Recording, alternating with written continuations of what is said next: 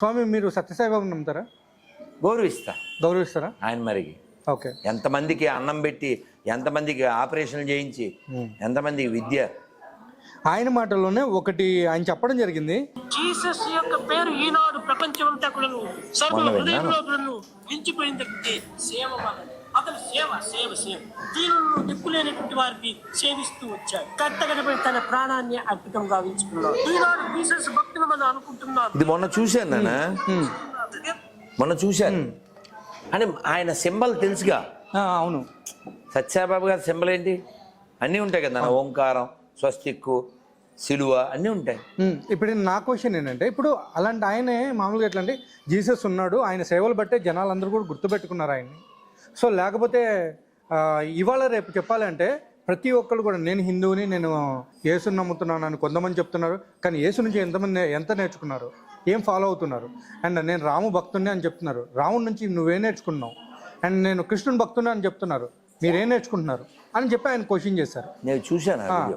So దీని ప్రకారం చెప్పాలంటే ఇప్పుడు మీ యొక్క అంటే ఇన్ని సంవత్సరాల అనుభవంలో ఎంతమందిని మీరు చూశారు? రాముడి భక్తులయ్యండి, రాముడి నుంచి నేర్చుకున్న వాళ్ళని, కృష్ణుని భక్తులయ్యండి, కృష్ణుని నుంచి నేర్చుకున్న వాళ్ళని, అండ్ యేసు భక్తులయ్యండి.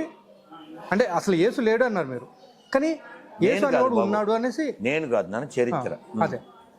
బట్ ఇక్కడ మామూలుగా ఈయన కూడా చరిత్రలో ఒక పర్సనే కాబట్టి ఆయన కూడా మాట్లాడుతున్నారు. దాని గురించి మీరేమంటారు? రెస్పెక్ట్ నాన్న, మనకి అది మన బ్లడ్ లో ఉంది. అవును. ఇప్పుడు నీకు ఉదాహరణ చెప్పండి, చెప్తా. మీరు ఎవరైనా ఒక కాలేజీకి వెళ్ళే అమ్మాయిని పిలిచి, అమ్మ నువ్వు బండి మీద వెళ్తుంటే ఓ చర్చి కనబడితే ఎలా దండం పెడతావు అని అడగండి. హిందువుల అమ్మాయి తెలుసా? మన ఆడపిల్ల. ఓకే. చర్చి కనపడినా ఇళ్ళ అంటది, మసీదు కనపడినా ఇళ్ళ అంటది, గుడి కనపడినా అంటది. ఎందుకని? మనకు అందులో కూడా దైవాన్ని చూసే లక్షణం ఉంది కాబట్టి. నువ్వు మతం మారడం, ఎందులోనో చేరడం అది కాదు మన వ్యతిరేకం. నువ్వు మతం మారి ఇది వదలకుండా మోసం చేస్తావు. ఎవరో cheater, I against the cheating. So వీడు వెంకటేశ్వర డబ్బులు కావాలి, వెంకటేశ్వర పేరు కావాలి, సర్టిఫికెట్లు హిందూ కావాలి, కులం కావాలి, వెంకటేశ్వర ప్రసాదం వద్దు. అది తప్పు. Cheating, I against the cheaters. Right. అది అలా. ఇప్పుడు ఎవరైతే ఈ మతం మారారో వాళ్ళు అర్థజ్ఞానం లేకపోతే నో నాలెడ్జ్. దానివల్ల ఇప్పుడు ఏమంటే మీ నాన్నగారు నాకు తెలియదు, మీ తాత నాకు తెలియదు. ఎవడైనా నేనైనా వచ్చి మీ తాత మీ నాన్న ఎదవాలంటే మీకు ఎంత అట్టవుతారండి?